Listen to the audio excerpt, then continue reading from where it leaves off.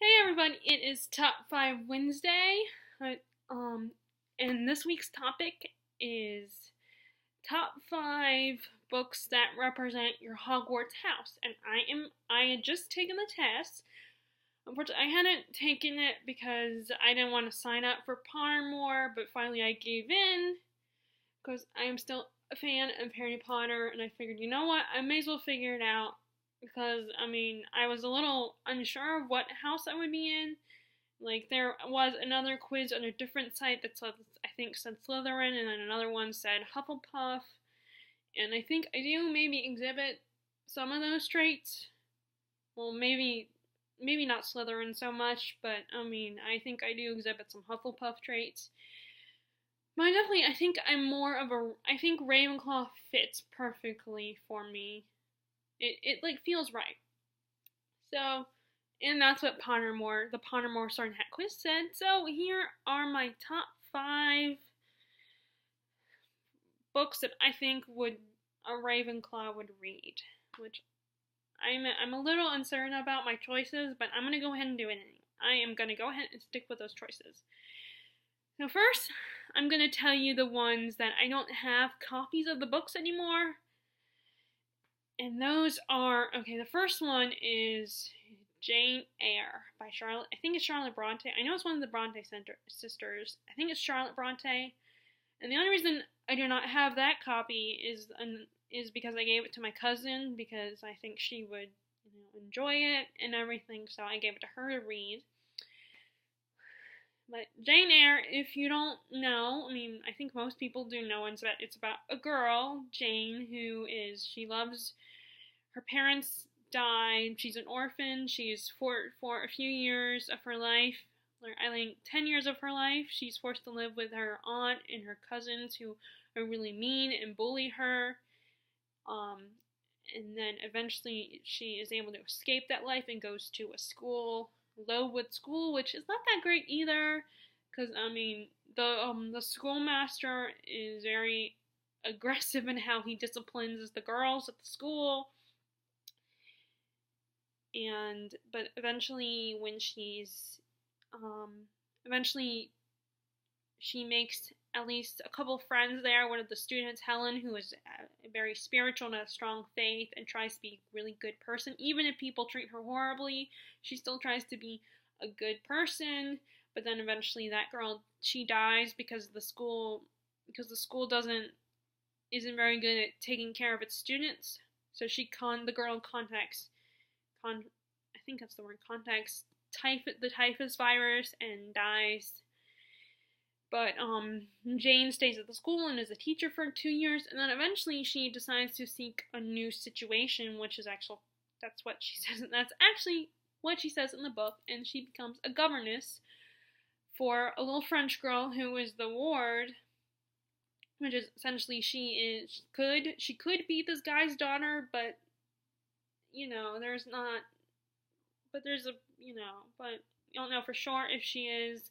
So, and the guy feels obligated to take her in. So, and the guy is Mr. Rochester, and Jane becomes a governess for his ward, and teaches her and stuff. And then she starts to get to know Rochester, and the two of them, who are described as not the most attractive people in this time period, end up falling in love.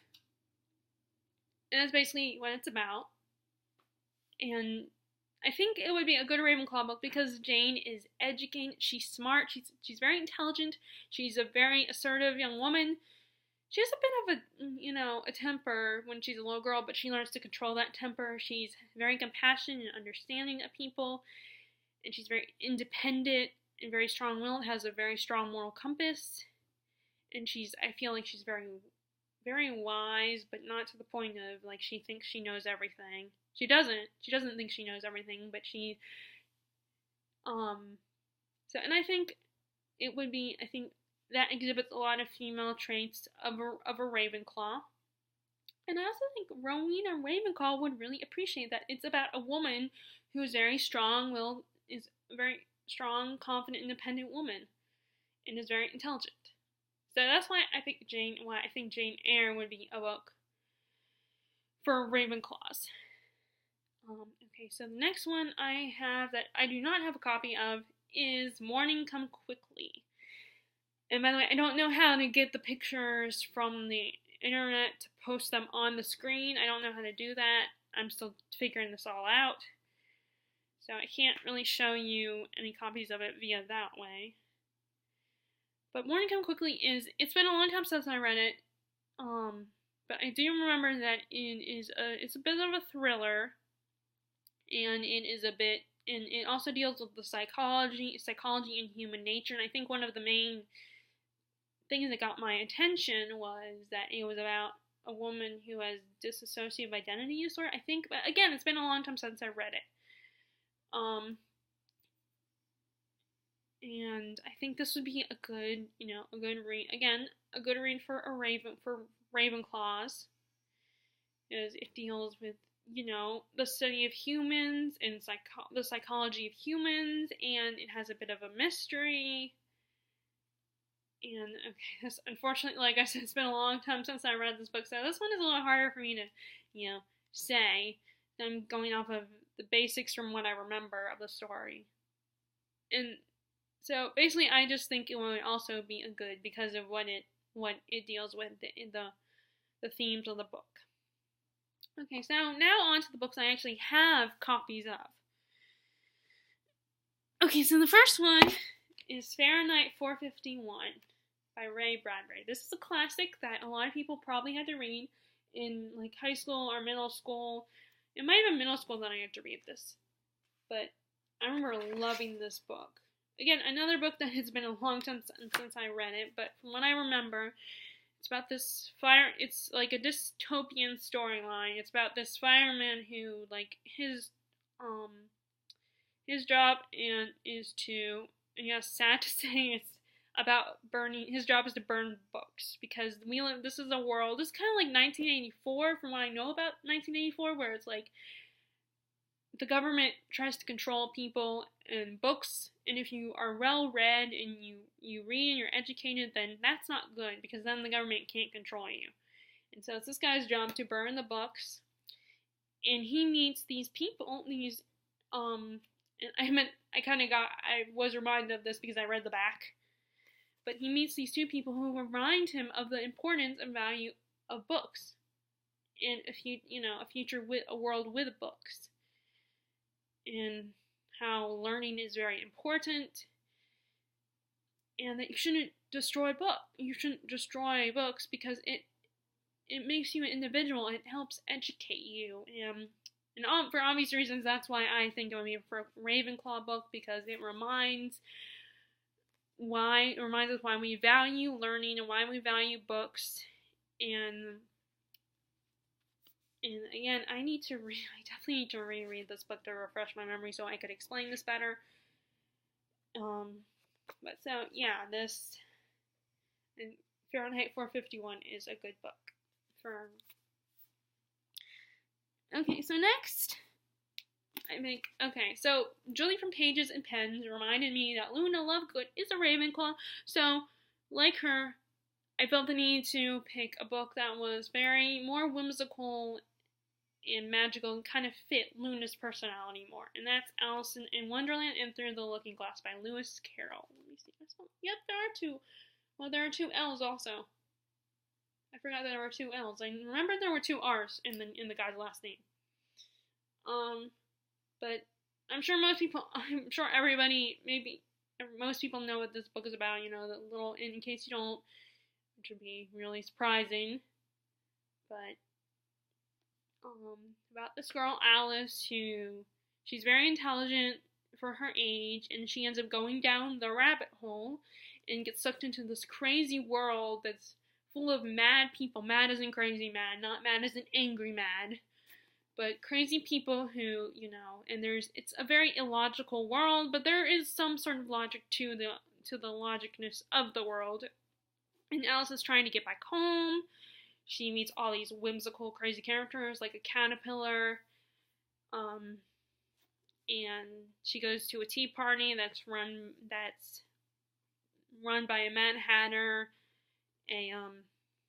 a rabbit, a March hare, and a little mouse, and they're all obsessed with drinking tea.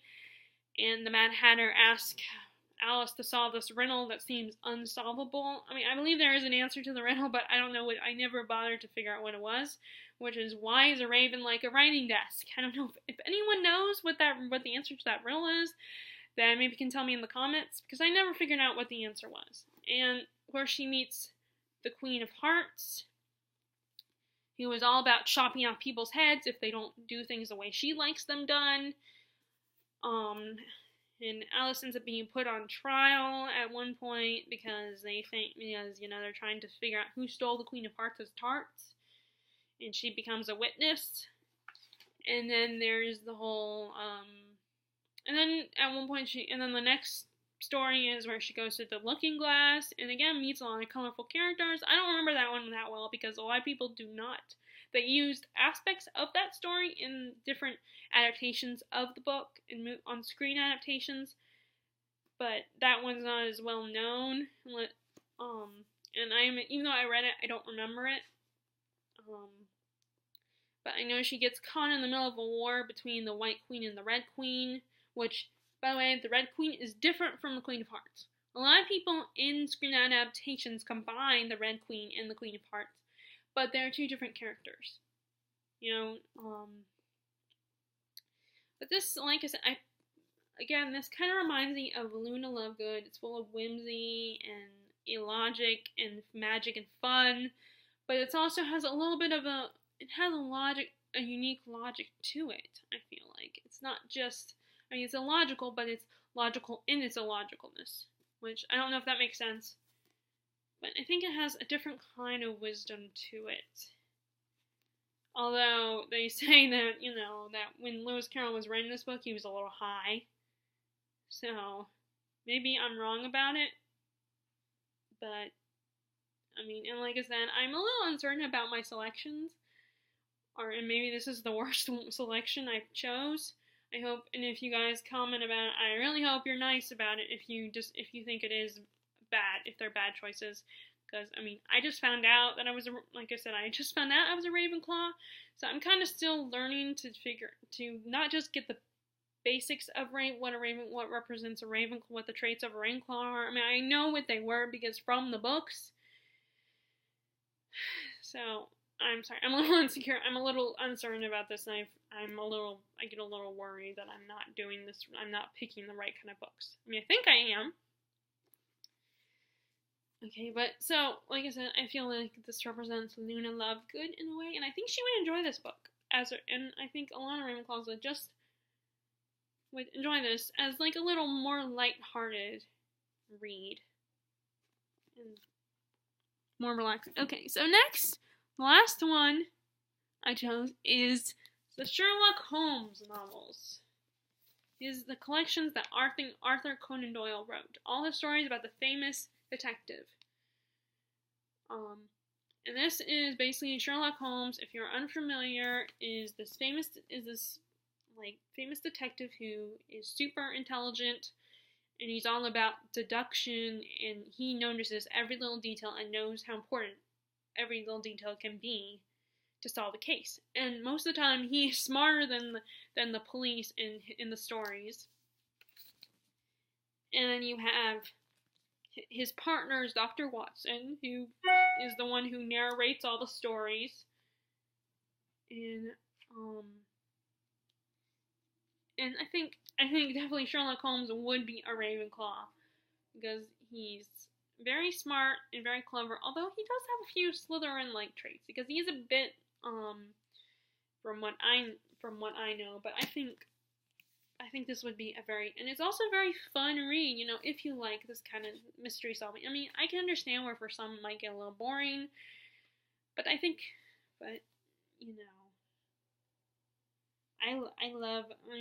a fan of Sherlock Holmes, although I do not watch the series Sherlock, I admit that, but I have watched some of the episodes, but I think this is a really good Ravenclaw because it's all about, value. Again, it's another book that values intelligence and maybe not, and wisdom, and how, And so basically a whole collection of stories. Okay, so I'm sorry, my video, I know that years later I will look back on these videos and I will be so embarrassed because my video, I can see I'm totally stumbling on this. But basically just trust me when I say I feel like this would definitely be an interesting Ravenclaw read. Okay, so I'm gonna shut up now about these because I feel I'm doing like really bad and stumbling on this. But those are my Ravenclaw top 5 Ravenclaw picks that would represent Ravenclaw pride.